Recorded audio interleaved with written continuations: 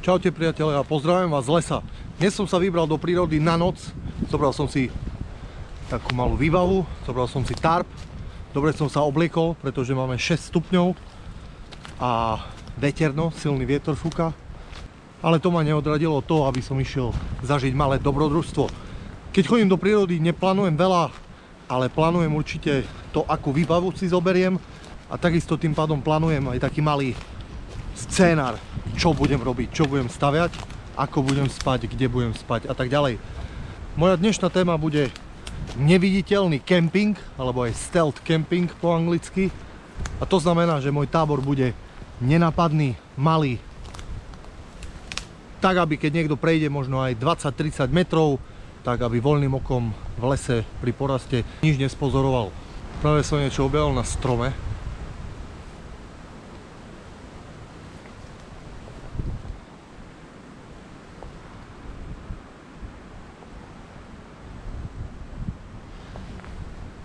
Vydedukoval som, keďže je tu na strome, tak je to lebka opice.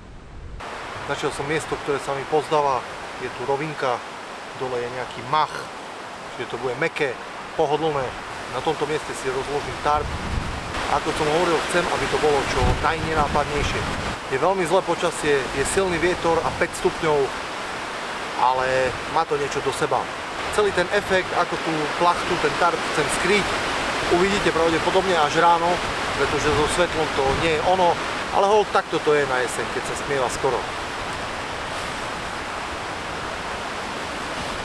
Ako počujete, nedaleko je vlak, nedaleko je aj dedina, je to taký menší lesík a to som dnes tak aj vybral na schvál, pretože ísť niekde hlboko do lesa, kde široko ďaleko, kilometre, nie je živá duša, tak v tom prípade by som si nestával niečo nenápadné, niečo, čo chcem skryť.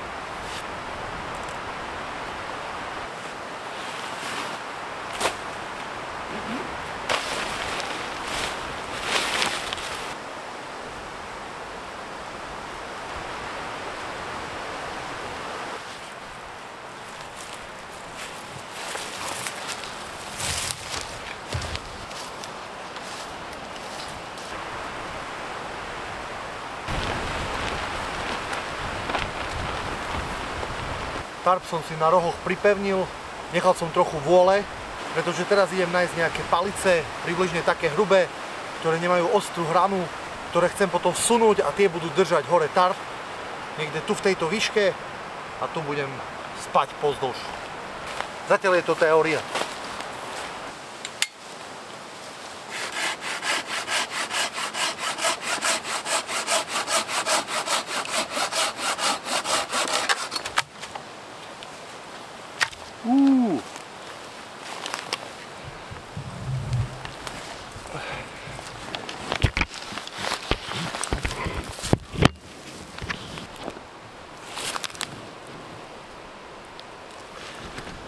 Pozrite sa, čo som našiel pri pielení. Táto huba sa ľudovo nazýva judašové ucho. Už veľmi dávno sa používa v čínskej medicíne, ale aj v čínskom jedle. Obsahuje antioxidanty a pôsobí protizápalovo. Otrhnem si ju a pripravím si z nej malý čaj.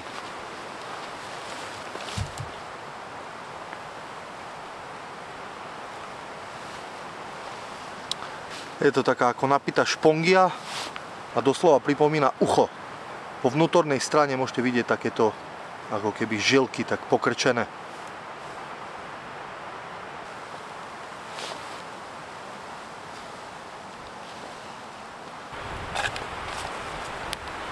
Keď skladáte tarp týmto spôsobom, čiže pripevníte rohy do zeme a podložíte stred tarpu niečím takým, aby vám to držalo, tak optimálne je použiť turistické palice, ktoré sú hore takto zaoblené, alebo ak máte nejaké ponožky so sebou, alebo staršie tričko, dať nejakú látku tu hore a takto to podoprieť. Ja tu bohužiaľ nič také nemám, tak sa budem snažiť aspoň zaobliť toto drevo najlepšie ako sa dá, aby mi to tarp nepretrhlo.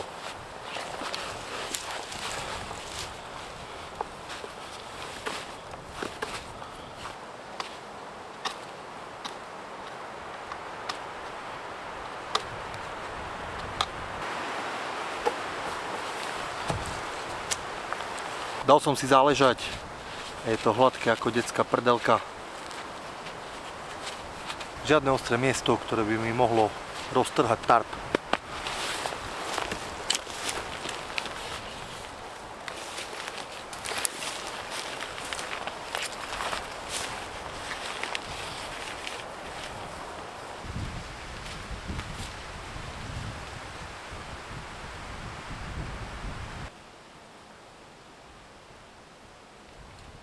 Zadná strana je pripevnená takto.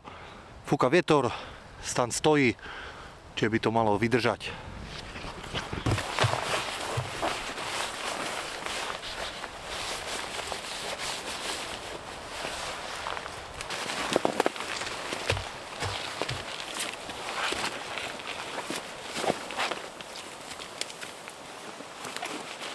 Priatelia, vítajte v mojom prívitku.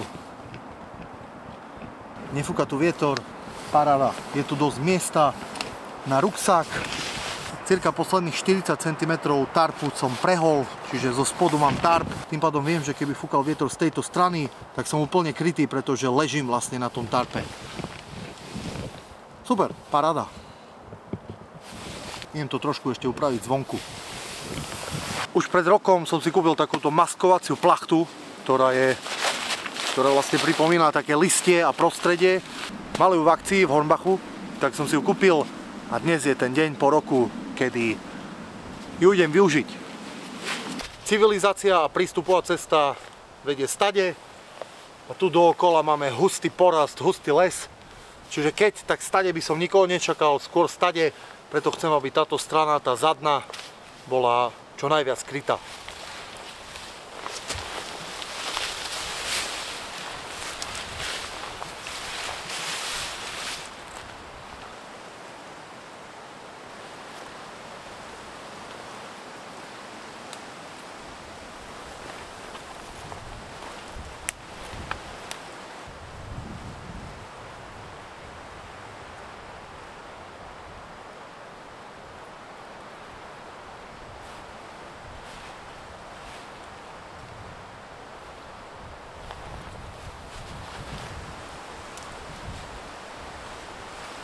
Momentálne to vyzerá fajn, ale samozrejme je tma. Uvidíme, ako to bude vyzerať ráno medzi týmto tu huštím. Ale mám z toho dobrý pocit. Posledná aktivita, ktorú budem robiť vonku mimo tarp, ktorý je mimochodom extrémne pohodlný tam, hlavne kvôli tomu machu, všetko tam pôsobí hrejivým dojmom. Posledná aktivita je, že si spravím oheň, zohrejem si vodu, zalejem si MRE, čo je hotové jedlo, a urobím si tak trochu vývaru z toho judášového ucha, aby ma to nakoplo. Postaram sa o drevo, hneď som naspäť.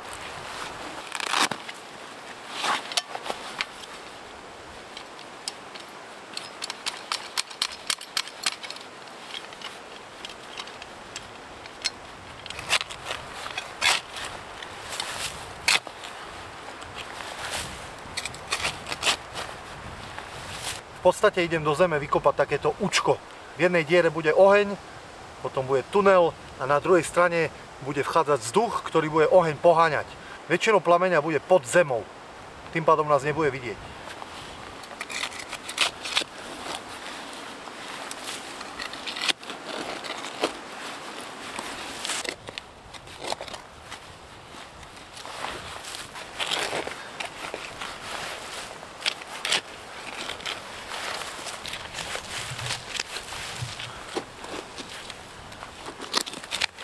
Máme prienik, jama je hotová.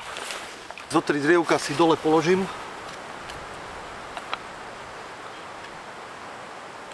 Aby oheň nevznikal na blate. Teraz potrebujem založiť oheň. Dnes som si na pomoc zobral magnéziové kresadlo. A toto magnézium, keď si naškrabeme a zapalíme kresadlom, tak zblkne. Nakrátko, ale intenzívne.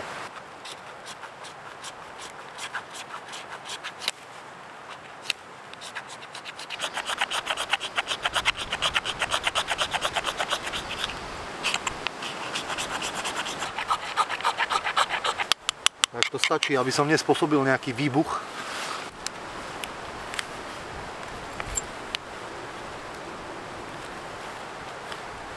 Za sebou som našiel takúto suchú trávu. Tak s tou si teraz pomôžem pri Pripravím si tie najtenšie kusky, ktoré pôjdu hneď na začiatok.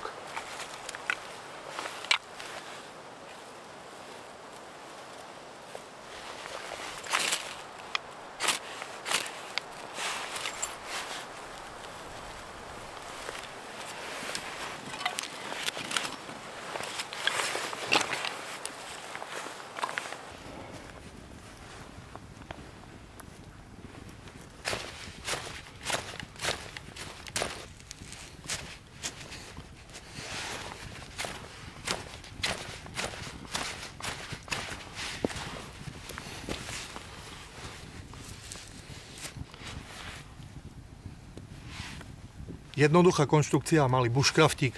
Nakoniec si nájdeme takýto konár, ktorý má tu na ďalší výbežok. Sem si urobíme taký zárez. Toto si vieme sem zavesiť. A na to si potom vieme zavesiť hrniec. Mal som na to chuť vám také niečo ukázať. Ja to bohužiaľ nevyužijem, lebo nemám hore žiadne uško, žiaden drôtik. Ja ich mám z boku. V tomto prípade využijem paličky tak, že si ich tu položím.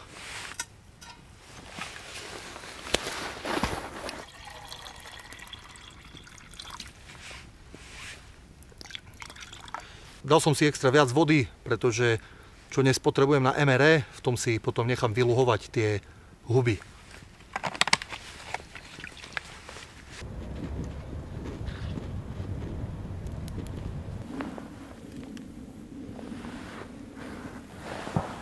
Moje dnešné menu: penne s bolonskou omáčkou a parmezánom.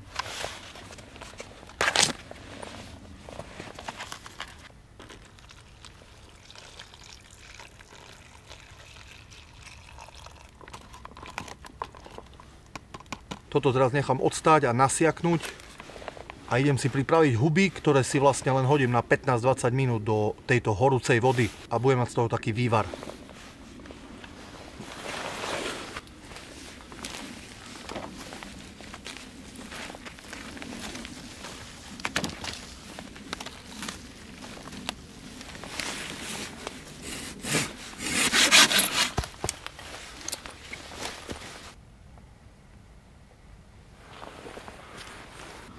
Mám fajnové denko, aby som to nemusel robiť na kolenách.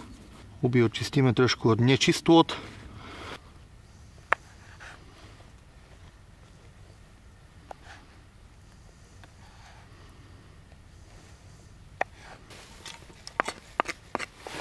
Necháme 15 až 20 minút vyluhovať v horúcej vode, ale môžete si to aj sušiť. Môžete to pridať do jedla, môžete si z toho spraviť čaj. Je to veľmi, veľmi zdravé. Priatelia, teším sa na to jedlo, lebo som minul celkom dosť energie, je aj dosť chladno. Takže dobrú chuť.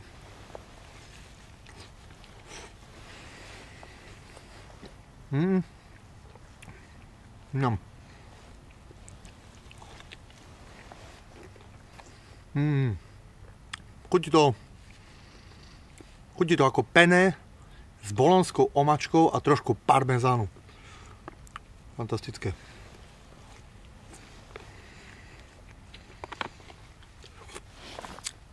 Ňam. Teple v žalúdku. Fajne. Ešte 5 minút a idem si pre čaj z judášového ucha. Týmto zapijem a nabijem sa vitamínmi. Do ohňa som už neprikladal, ale na žeravé uhlíky som položil vodu s hubami. Máme hotový vývariček.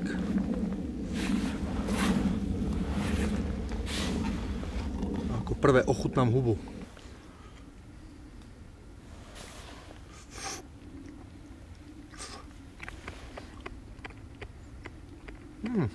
Nemá to žiadnu výraznú chuť. Je to huba. Fajná, chrumkavá.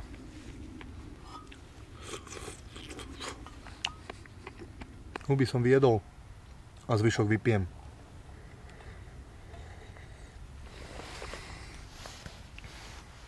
To je pohoda, když je pohoda.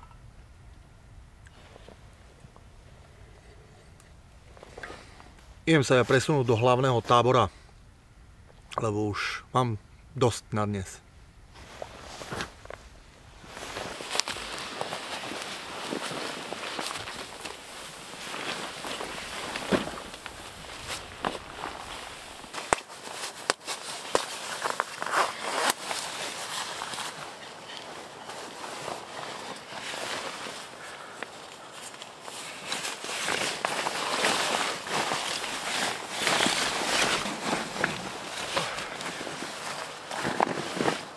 Priatelia, máme 2 stupne, ale v Spacaku je príjemne.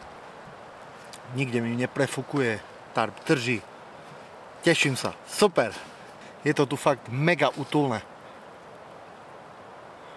Už sa teším, keď sa na to pozrieme ráno. Ako to celé vyzerá hlavne zvonku. Znúka je to paráda. Veľmi si to užívam. Tak dobrú noc a vidíme sa ráno.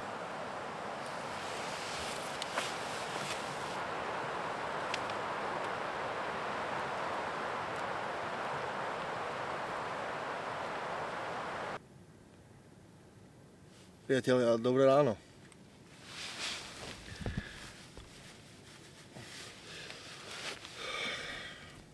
Dnešnou nocou som zahájil zimnú sezónu, pretože v noci bolo -2, teraz máme 1 stupeň. Nebola mi zima, spal som oblečený, mám na sebe ponožky, nohavice, merino tričko, mikinu a čiapku. Tak som spal a bolo mi fajn. Spacák mám Snackpack Tactical a ten je do -5 je extrémna, čiže tak okolo 0 je komfortná, ale mne bolo aj pri -2 komfortne. Ten mach, na ktorom spím, je pohodlný, mäkký, fajný. Super. Idem si urobiť rýchlu kávu a až tak vyjdem vonku z toho ukrytu.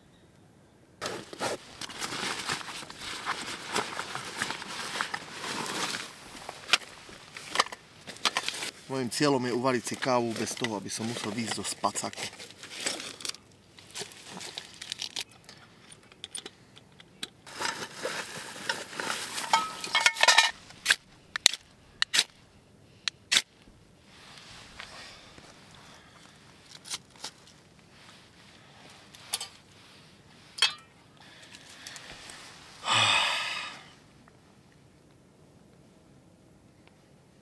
Paráda.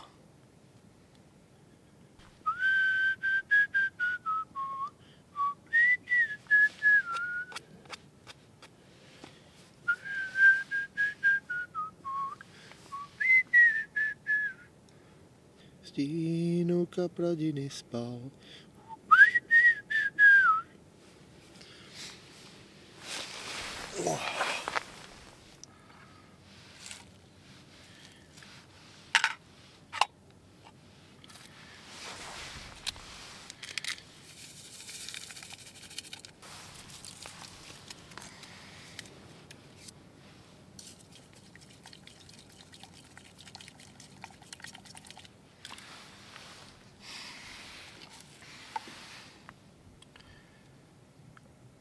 Ráňajky do postele. Mám rád.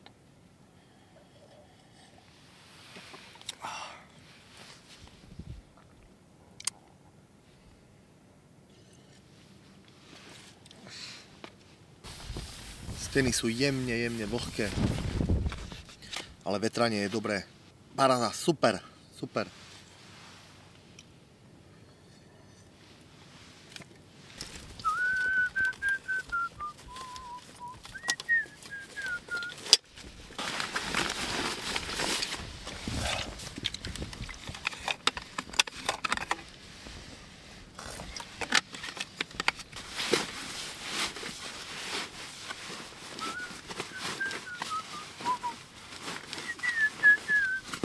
Celé ráno mi hrá táto pesnička v hlave. Ideme sa pozrieť, ako to vyzerá vonku.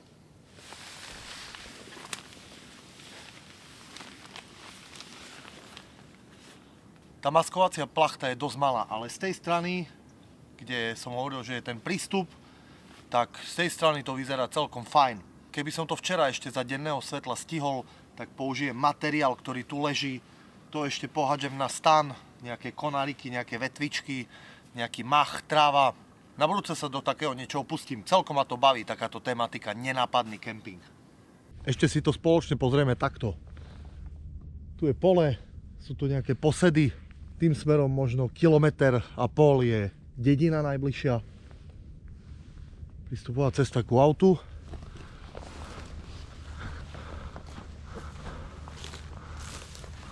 A povedzme,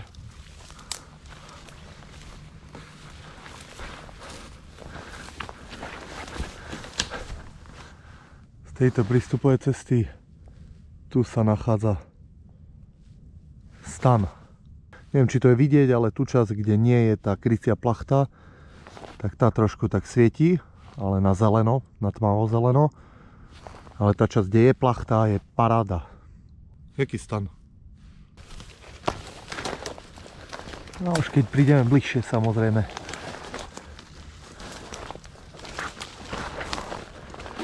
To je už viac vidieť, ale tak som sa s tým až nevyhral. Išlo mi o to, povedzme, aby som nebol vidieť na takú väčšiu 20-30 metrovú vzdialenosť.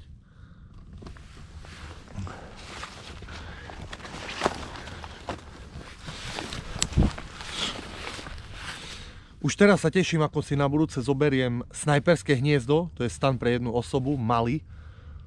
A ten sa mi určite podarí prikryť s celou plachtou kryciou. Dokola ešte nejaké konáriky, listie. Super, na to sa teším. To ma baví.